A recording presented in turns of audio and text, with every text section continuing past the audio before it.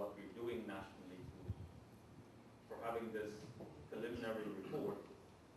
and it is also our expectation to have the final report,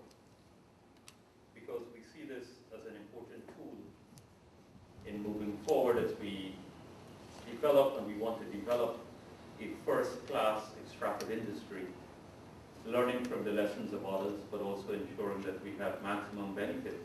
for all the people of Guyana. We live in a political age in Guyana, and perhaps in other parts, of suspicion and sometimes of unwillingness to fully comprehend and to understand what it is we're seeking to do. And one can appreciate the politics, but also we expect that in the interest of national development, those who are not involved in the political game, as it were, would step away and look at the whole scenario as to what is being done and what is being achieved in the interest of all the people of Guyana. And foreign direct investment, and generally investment within the extractive industry, as in other sectors of the economy, is an area that our government has placed a lot of emphasis on. And we've always been cautious in the manner in which we pursue these investment opportunities. One, ensuring that we have the right investors, and how do we define having the right investors? The right investor is not defined by geographical origin, whether you're American, whether you're Canadian, whether you're Chinese, and there's this Chinese hysteria that is pumping up in Guyana,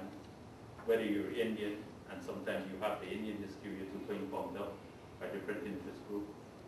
or whether you come out of Africa, or wherever your origin, having the right investor is more or less determined by one, looking at the proposals there are, ensuring that there's a full and unequivocal subscription to national laws, and thirdly, ensuring that the business at hand does justice in terms of the welfare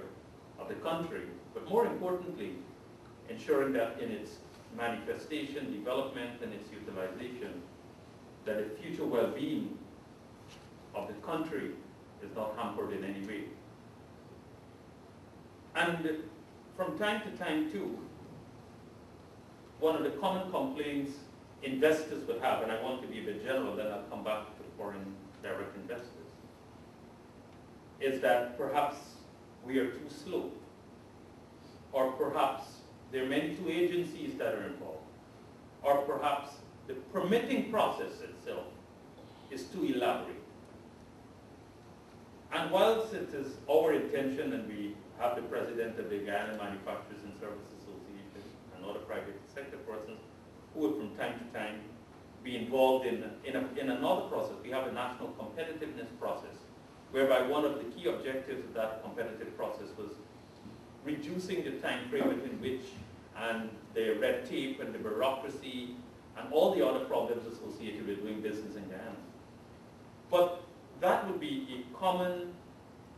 complaint you will have. And sometimes, we ourselves, as policymakers, we would be a bit impatient of how things work. But what it tells us too is that having these checks and hearing these complaints is also a way in which one can see that the system is working, and the checks and the arrangements that we have in place are there for specific purposes. And so whilst we want investment within the country and within the extractive industry, we also insist that the required procedures and requirements are fulfilled. And yes, we have to do a better job in some instances of facilitating and allowing these investment and these activities to take place. So in our choosing the right investment, we've looked at those as well as other features in this regard. But we are on the cusp, as you pointed out, but also we see our country at a very important stage, at a very critical stage in terms of turning that corner of expanded growth, expanded economic development, but also maximizing the opportunities that we have. And that is why we sought to engage UNDP in helping us, one, to understand what it is we've been doing. Because we can pat ourselves on the back, and you've generally given us good marks in what we've been doing. But we can pat ourselves and say, well, we know it right, we don't need any other perspective. But we decided that in the interest of,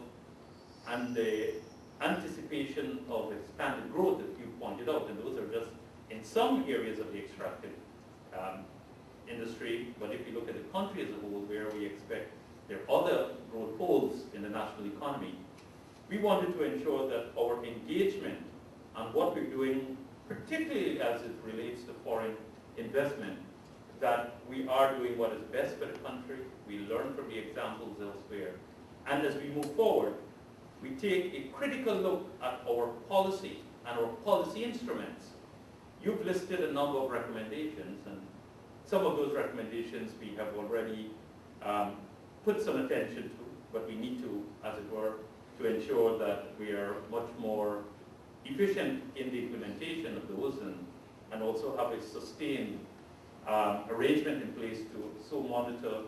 and to ensure that there is adequate compliance and enforcement. But we thought that this type of study would, one, serve as a guide to policymakers, to the government, but also to be an opportunity to engage national as well as other international stakeholders too, in understanding the complexity, as well as understanding the opportunities that exist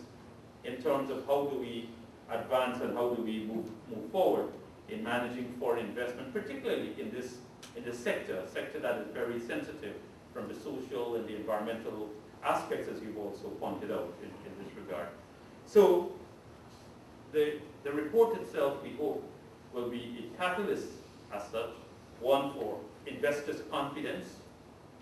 also to ensure that nationally our own local investors themselves will have a better appreciation, but also other stakeholders will understand and be able to contribute to effective governance, because you listed the first recommendation, good governance of the sector. All of this is going to work for the benefit of the people, and we're going to derive the maximum impact. Good governance is important. But good governance cannot only be done by the regulatory agency. Good governance also requires support, talk with civil society, but also the stakeholders, the investors, and all those that are involved in the national landscape to support good governance in the sector. And so we do hope, and it is our anticipation, that this report will also serve as a catalyst where there's greater buy-in, greater understanding, and rather than us from time to time seeing uninformed or ill-informed or deliberately misrepresented realities as it relates to foreign investment in our country, that there will be greater understanding as its impact, as well as the safeguards there are in this regard. And so we see this as very important as we move forward in other areas. Whilst it is specific to the extractive industry and more so to the subsector of mining, we also see there are some lessons that, as it were, that cross over and that move into other sectors of the national economy and other activities as it relates to the extractive industry, whether it's forestry, take for instance as an example. So we're very much anticipate the outcome, and I would encourage also all stakeholders to view this with much serious concern. There are a number of particular questions and issues, and I think sometime tomorrow we have much more and another opportunity to interact. But I've asked the team also to relate some specific points, because we also want the report to be useful as a useful tool, and in some areas to be specific rather than to be broad and to be critical. You talk, and your comments are right about the mining policy that we have is outdated, and we're in the process, and the chairman will know, he's also the chairman of the GGMC. And I just had a meeting this morning with the commission, and the first item is we need to wrap up the mining policy. But sometimes it's good because some of the output from here will also be put into the mining policy based on the work you've done. So we have a very forward-looking mining policy in this regard. So based on what I've heard and based on some of the recommendations, and I'm quite sure the final report will be much richer and much more focused and much more specific in some of these challenges and some of the areas that we have, will certainly see us be in a position to elevate our effectiveness in managing and in governing